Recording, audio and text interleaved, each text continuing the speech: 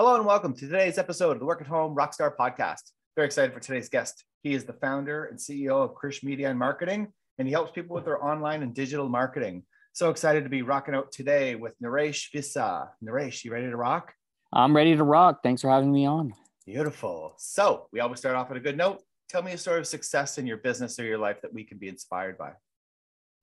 Well, I'm the founder and CEO of Krish Media and Marketing, like you said. And to me, there are two big successes. Number one is I've been in business for 8.5 years. So that's something to definitely celebrate. And number two is it's a work from home remote business. So it's allowed me to be a full-time stay-at-home dad as well. Right on. Congratulations. Yeah, 8 years. That's a big deal. Well done. Now, so along that path, we hit some bad notes here and there, right? So I'm wondering, is there any, big, issues, things that didn't go as planned that, you can share with us, and maybe we can learn from that, or maybe we can avoid it, and maybe you can tell us how you recovered from it. Yeah, well, a couple of things. Number one is I highly, highly recommend that people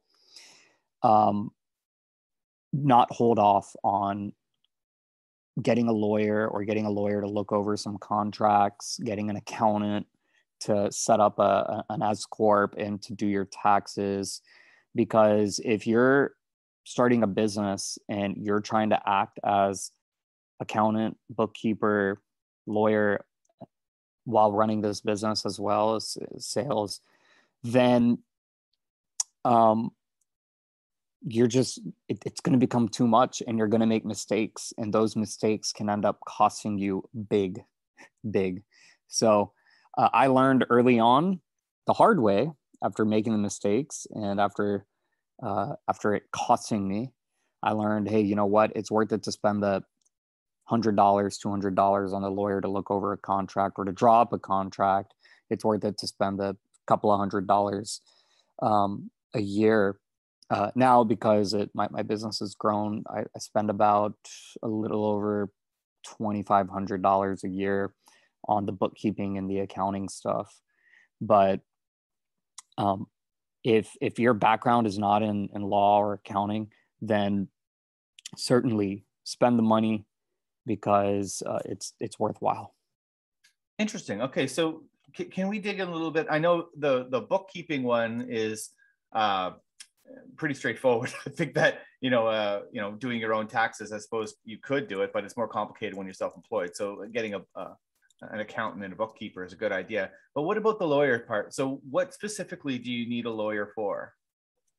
Well, like I said, I think the biggest thing is looking over contracts, but even more important is drawing up. You want to draw up your own contracts. You don't want to sign something that someone else gives you. So highly, highly recommend that you draw up your own contracts and don't just go on the internet and download a template and fill in the blanks. You can certainly do that, but then you can send it over to an attorney, maybe pay them $100 to look over it and to edit it to make sure it's to your favor. Okay, right. So basically get things set up for yourself, but then get someone to look over it. That'll save you a little bit of money instead of having them to draw it up from scratch, right? Yep, absolutely. So I take it there's a story there that you got in trouble with? Yeah, so in the case of the accounting, the story there is I just never took the time out to understand all the rules when it came to S corps and when it came to deductions and filing deadlines, quarterly reports. I just said, hey, you know what? Let's just start the business, and life moves forward. And then you get some big notices in the mail from the IRS and from the state and from the county, and I said, whoa. This is a lot. In the case of legal, I drew up my own contract. It was not a very good contract. And so when you do get into a tiff or a disagreements happen. We all get into disagreements. And in business, those disagreements turn into legal issues. In regular life, those disagreements just turn into, I'm not going to talk to that person anymore. But in business, when there are tens of thousands of dollars at stake, they turn into legal issues, and the court of law, per se, or the attorneys, all they have to go off is some kind of written contract. Verbal doesn't mean anything because that's he said, she said. they need to see something that's written down. And so what I had written down was not quite feasible, didn't hold up, and it was not very clear. And by that point, I had to get an attorney to represent myself. And my attorney said, look, next time, just use me before you even get them to sign a contract. Yeah. And especially if you're dealing in the tens of thousands of dollars per contract, right? I mean, it's a big mistake you can make, right? In some of my business, I've had to refund people before, but it's, just maybe a couple $1,000, and I've just refunded it rather than getting into a big issue. But I imagine that, in some businesses, especially if you put a lot of time, if you've hired some people, you need to have those things rock solid, right? So you know exactly what the exit strategy is. Exactly. You're absolutely right there. So now we talk about practicing, in music, of course, practice is essential. And in business it is as well. So I'm wondering, what does, practice makes perfect or practice makes progress mean to you with your business? Well, to me, before you even get the business started, you want to be practicing. And when I was getting started in 2013, I brought up 8.5 years in business. When I was getting started, practice meant not just working, doing the regular everyday work, but it also meant improving and learning as much as I could. So that meant subscribing to newsletters about my craft so I could learn more about it, maybe offer new services. It meant listening to podcasts. It's a digital marketing agency, so listening to digital marketing podcasts, watching YouTube videos. It just constantly living and breathing the craft. And that's even beyond practice. I wouldn't call it practice. Like I said, it's living and breathing the craft. And it's something that should be done every day, really forever.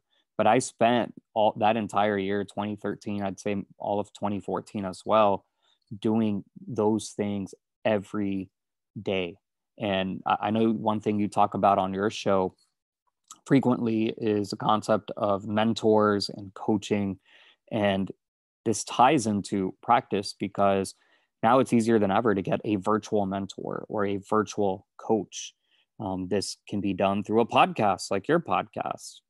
And that's what I did. I was listening to at least, like I mentioned, at least 20 hours of podcasts every month during those years, 2013, 2014. So these are all ways that you can practice because, yes, practice does make perfect. Now, when you're listening to all these podcasts, are you like focusing specifically on listening to it, or do you just sort of play it in the background instead of music? I'm doing other stuff. I'm not like lying in bed listening to a podcast. I'm not doing that by any means, but I am certainly actively listening to them. But I could be running, I could be working out, going for a walk. Like I said, I'm a stay-at-home dad, so I go out a lot with my son. He's only about 2 years old, so we go to the park and put him in the stroller and go for a walk, look at the ducks, get some natural fresh air, and listen to some podcasts. That's how it works. Yeah, I do the same thing too. I mean, how often are we listening to a radio in the car or whatever it is, right? I mean, all you have to do is just put a podcast on instead of that. And when you think about it, I mean, what are you putting in your brain when you're listening to the radio? It's, news, songs you've heard 1,000 times. Radio stations just play the same songs over and over again. So, if you were to just replace that with, something that, and you don't, like you say, I mean, some of it you can be listening actively and taking notes, if it's applicable to your business, but also just having that playing in the background. I mean, it's just constantly, I mean, filling your brain with good stuff rather than the negative news, right? You bring up a really good topic, which is the news. It's not just negative. It's just a worthless soap opera. That's really what it is at the end of the day. It's not adding really any value to your life. Unless, look, unless that's your job or unless that's something that you want to pursue, which in my case, it could be. I'm actually also on the side of political commentator, written a somewhat political book, have been able to monetize that, and have been asked to commentate for various media, including Bloomberg, Newsmax TV, etc. So anyway, the point is that's like, it's kind of like it's not a full-time job, but it's like a job, right? There's a reason for me to read the news and to watch it and all that. But if that's not your job and you want to be quote unquote an informed citizen, which is not true. In fact, the news makes you less informed, in my opinion. Then it's just a waste of time. You're not improving your craft. You're not improving your business. You're not employing people. You're not creating value. You're not helping the world or the country, even though you think you are by posting your hashtag on social media or whatever. That's not helping. That's not doing anyone any good. And this is a never-ending soap opera. That's what it is. It's never going to end. It's not like, oh, my candidate won, so now it's all over. I can be happy for the rest of my life. No, 2 years later, it's going to change, and then you're going to be unhappy. And then 2 years after that, it's going to change again. You're going to be unhappy. It's a completely worthless exercise. So you need to focus on yourself, because that's the only way that you can make real, lasting change for yourself, for your family, for those around you. Yeah, this could be a whole show talking about this topic. I remember when I was, it was back in just out of university. So this would have been, how old am I now? 25 years ago, I guess. And I canceled cable. I canceled cable TV. I was just like, you know what, this, the news, all this stuff is it's just filling my brain with stuff I don't want to hear. And it's making me depressed and it's making me anxious and nervous. And so I stopped, but then, all of a sudden, maybe the last 5-10 years, social media comes into play, and now it's all back in my face again. And I mean, like you say, I mean, it's not like, depending on which news channel you watch, like, I mean, you could watch two opposing news channels, one from the left, one from the right, totally different information. So how do you know which one is right? Well, it's not even a question of which one is right. They're both right, and people have to remember. And people, they don't even need to remember, because most people don't know this. For some reason, they think that news is nonprofit. News organizations are just like any other business, any business that you would start from home, and any profitable business. And the late Roger Ailes, who ran Fox News, one of the reasons, and I used to work, by the way, I worked for CNN Radio. I worked for the largest financial publishing company in the world. And we used to put out, I mean, very skeptical, let's just call it, very dubious news. Let's put it that way. Yeah. Because what I learned is, and this is part of marketing and psychology, people will believe what they want to believe, and people will also believe anything. And there were things that we put out. For example, I put out, it was somewhat my idea, and it was a campaign to help sell a product, and we used President Obama as our anchor to sell the product, by saying that President Obama wasn't just going to win re-election in 2012. We thought that was a given, but he's going to run again in 2016, and we're going to get a third term of Obama. And that was actually a metaphor for one of his proxies, like his wife or Larry Elder, or not Larry Elder, Eric Holder, someone in his administration to run. Well, guess what? People, they wanted to believe it. People who didn't like Obama wanted to believe it. And what did they do? They bought our products, because essentially what our marketing was, it said, look, this is our opinion. This is what we think is going to happen. And if you want to protect yourself and your finances, and buy this product. And I mean, we did millions and millions, we sold millions and millions of dollars worth of products. So that's where I learned firsthand that the news is fake. It doesn't matter whether it's Fox, CNN, it just doesn't matter. The news is fake. People will believe anything. They already have their inherent biases. The news, it's like a drug, and there have been studies that have shown that it's even more addictive than crack cocaine, for example, or meth, or any of those really highly potent drugs. Yeah. And there have been documentaries and scientific research studies done on this. But going back to the late Roger Ailes, who was the head of Fox News, he came out during an earnings call, and somebody asked him a question about the negative press publicity they were getting because they're Fox News and the way that they spin and report. And Roger Ailes said, we're not in the truth telling business. We're in the ratings business. And our ratings just crushed the Wall Street estimates.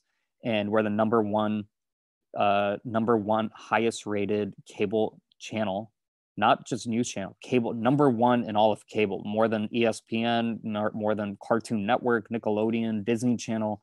Number one at the time was Fox News. And even today, the number one highest rated cable channel is Fox News.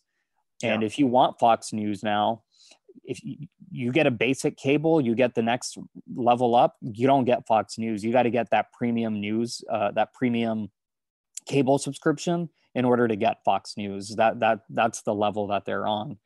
So I respected that because he came out outright and said, we're a business, we're in the ratings business and we're crushing it. And all these other guys, CNN, our competitors, MSNBC, they claim they're in the truth telling business. They're not. They're trying to copy what we do and they're still not succeeding. Yeah. Yeah.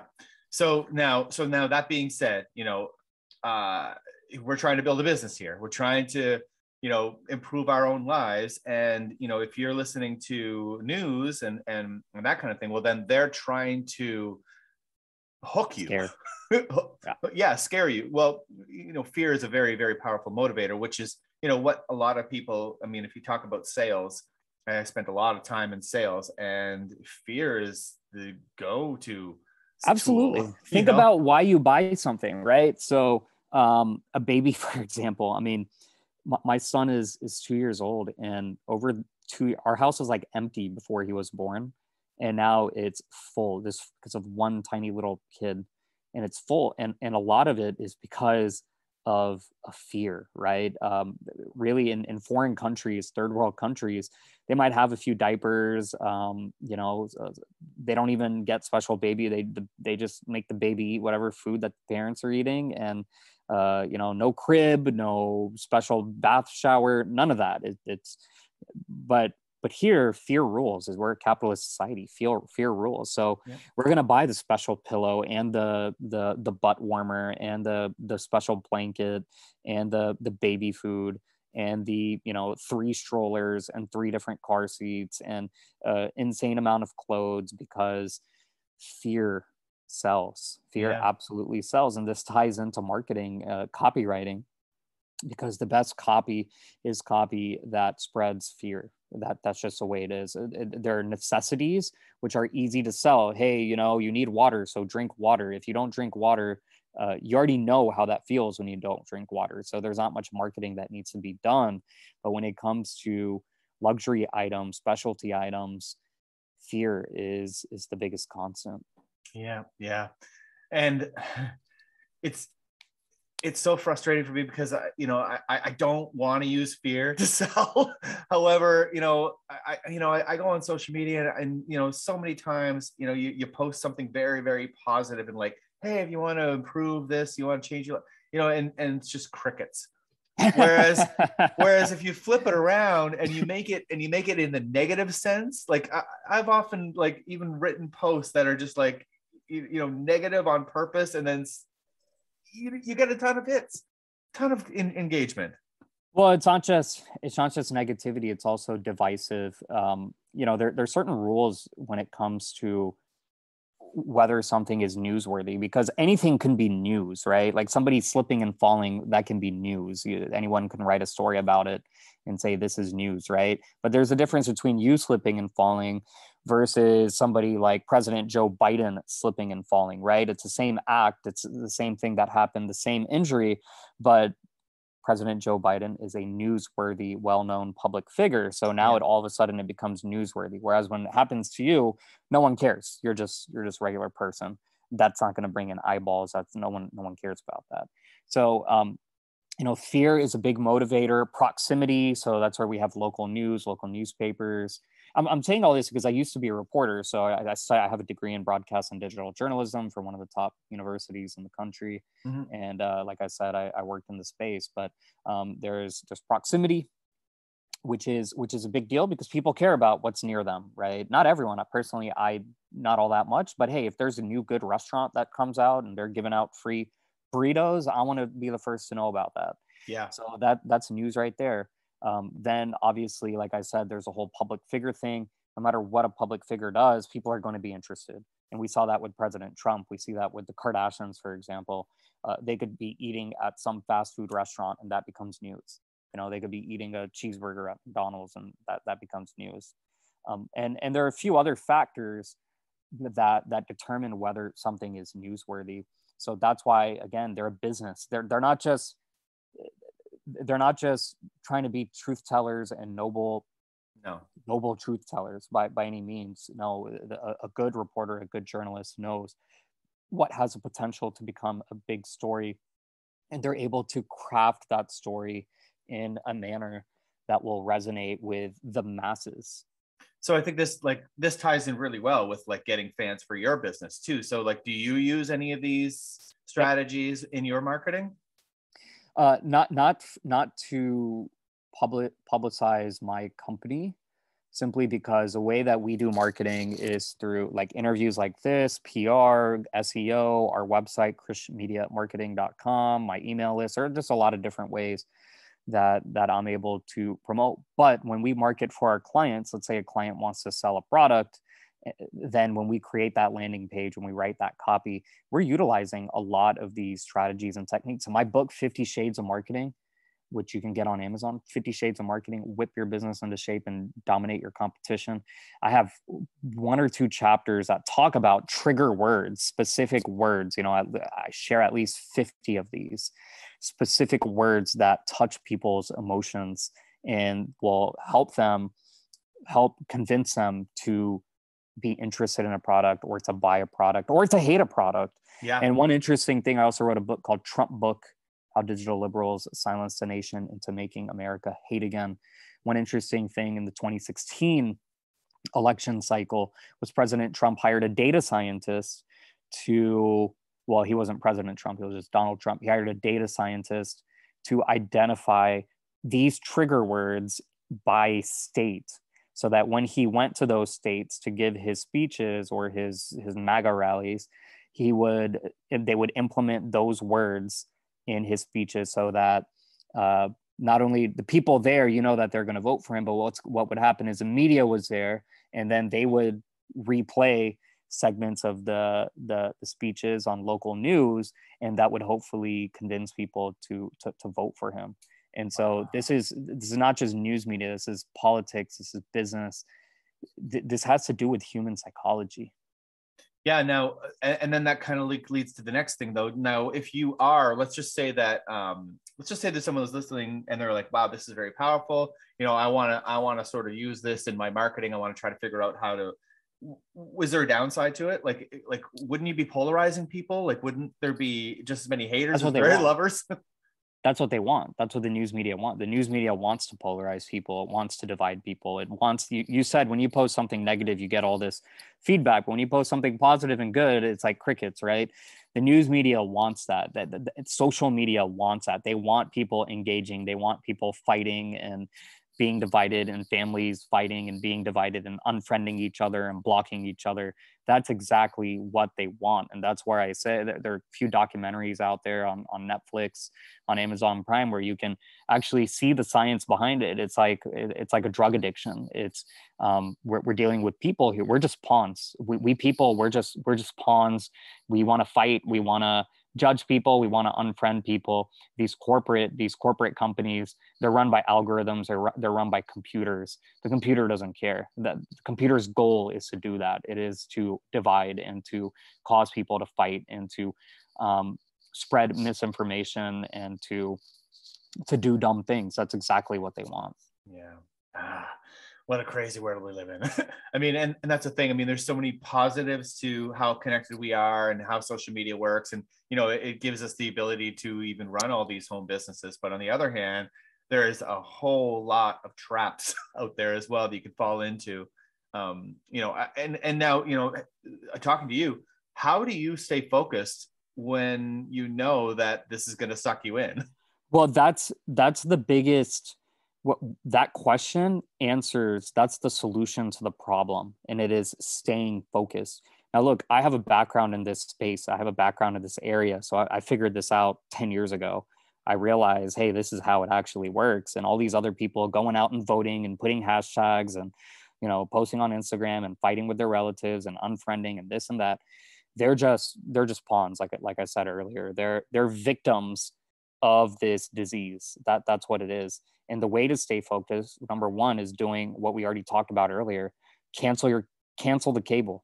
We did that. We canceled the cable at home. It's gone. We just use YouTube to watch 2-year-old baby stuff, and that's about it. So cancel the subscriptions. Don't watch the news. Don't read the news. It's not gonna change your life for the better. You're not going to be a more informed citizen by reading that stuff. And then focus on what's most important to you. If it's your job, if it's your business, if it's your family, if it's your children, focus on those. Because I guarantee you the news is not anywhere in the top 10. I guarantee you the news is not important to you. So those are all suggestions. But then how do you stay mentally tough? How do you stay just tough in general? I use a 4-legged stool. When I say 4-legged stool, it's a proverbial figurative 4-legged stool of mental, physical, spiritual, and emotional health. So mental health is exercising your brain, not through reading the news, but maybe writing, maybe playing chess. That's what I do. There are all sorts of different ways you can exercise your brain. It could be reading, not the news, but reading something that's actually worthwhile and that will add to your life. Number 2 is spiritual. So that's merely giving thanks. If you believe in God, if you're religious, that can be a part of it too, but it's merely giving thanks every day. I do that every day. Number 3 is physical. That's physical. That's pretty self-explanatory. Going to the gym, running, going for walks, getting some fresh air outside, doing some push-ups, just get that body moving. And then finally, there's emotional, which is the people in your life. Are they making you happy? Are they making you sad? If they're making you sad, you need to get rid of them. And you can't be, if that means unfriending, blocking, go ahead and do that. I'm not a fan of that. I think that's somewhat cowardly. I think if you're truly emotionally strong, you're not going to unfriend, you're not going to block. You want to be in a place to where you're not going to let those types of people bother you. Instead, that's where you want. You want to be in a position where you're not going to let those types of people bother you.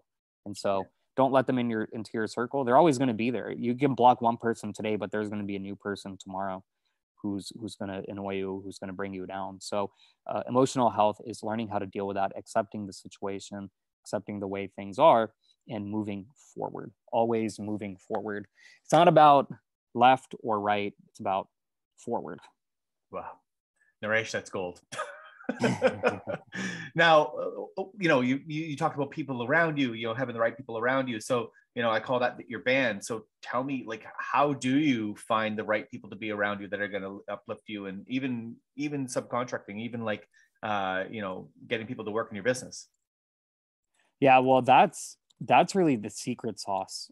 It's the key to why I've been in business. It's the key to how I've been profitable. So we subcontract most of our work overseas. Also here in the United States, we hire independent contractors, but everyone's independent. So I'm not paying an arm and a leg to retain people on health insurance, unemployment, all that staffing costs. So it's great. My contractors love it. They've been with me forever. And how did I find these people? I found them on the internet back in 2013. There was something called Elance.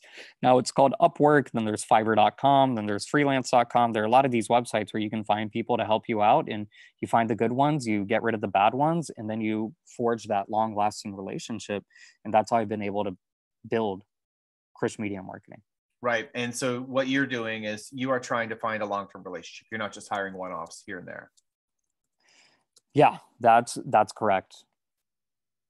Now, when you find somebody online, like on one of those services, do you give them raises regularly, or do you just let them kind of do their thing? And no, that's one of the recommendations. So one of the recommendations that I give students is you don't just blindly give people raises. People get raises when they ask for one. So if someone asks for one, then you give the raise. But if they're not going to ask for it, then why give the raise? There's no point in doing that. Yeah. Go ahead. Well, I should also say that this goes to, people talk about this gender inequality when it comes to pay, and it's not because companies are sexist. It's because it's been scientifically proven that women are more agreeable than men in the workforce. They also take time off after they have children. So they somewhat miss out on hanging around the office or working. And so because they feel guilty, and even if they didn't have children, um, they feel somewhat guilty, and as a result they just take whatever they're given. They get that offer, and then they just wait to get promoted instead of going. If you look at some of the leading women CEOs, they talk about in their books, when they tell their stories, they say, hey, I went to my boss and I asked for the raise, and he gave it to me. And that's how you move up. You don't move up by doing a good job and thinking that you're going to become the CEO. That's not how it works. Yeah, no, I hear you 100%. Like, and I think that, there's a lot of programming there. I think boys are, taught to go after what you want, and girls aren't really taught those same tools where they really should be. Because as you said, when you do ask, you tend to get, and if you don't get, well, then, you're not appreciated there. So you can move somewhere else and ask someone else, right? Yeah, absolutely. But things are changing as women start working more, start making money, and understand how the game is played. They're not there yet, but as that happens, we're going to see, I think, a major shift in society, because that's going to have impacts across marriages, across relationships, across parenting. It's not just in the workforce. It's not just pay and salary. Yeah, I think that they're getting there now. I know a lot of women that make the same as me. So, it's just I know women who make more than me. I mean, my wife is a doctor, and she makes more than me. Absolutely, for sure. Right on. So now it's time for your guest solo. So, tell me what's exciting in your business right now. Yeah, well, right now, few exciting things. Number one is we're still in business post-pandemic. A lot of businesses shut down.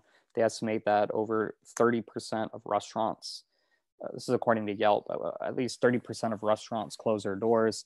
A lot of small businesses struggled. So it's exciting that we're still in business, and the sky is still the limit. We've gotten new clients. So we're working on some really, really cool projects, and 2022 is looking good, is looking promising, looking good. I take everything year by year. So 2020 was actually a good year. 2021 was a good year. 2022 is looking quite promising. So I'm certainly very excited about that. But then I also brought up my company, Krish Capital, which is a real estate investment company. That's exciting because real estate continues to do very well. Rents are going up, and able to get more cash flow because of all the different properties that I own, and I'm able to hike up the rent. So that's exciting. And as the real estate market cools, it doesn't look like it's going to be cooling anytime soon, but maybe in 2023, I'll get back into buying more properties. Okay. So how do we find out more, or what's the easiest way to get in touch with you? My website, nareshvissa.com. I'd like to give away a free copy of my book, 50 Shades of Marketing, which I mentioned to you guys. If you go to nareshvissa.com, get on my mailing list and shoot me an email through there, I will send you a free copy of my book, 50 Shades of Marketing. You can find all my books on Amazon and my company's website, krishmediamarketing.com, KRISH mediamarketing.com. Love it. Get some good stuff into your brain. Good stuff. So thank you so much for rocking out with me today, Naresh. This has been a lot of fun. This has been awesome. Thank you so much. Awesome. And to the listeners, make sure you subscribe, rate, and comment. We'll see you next time on the Work at Home Rockstar podcast.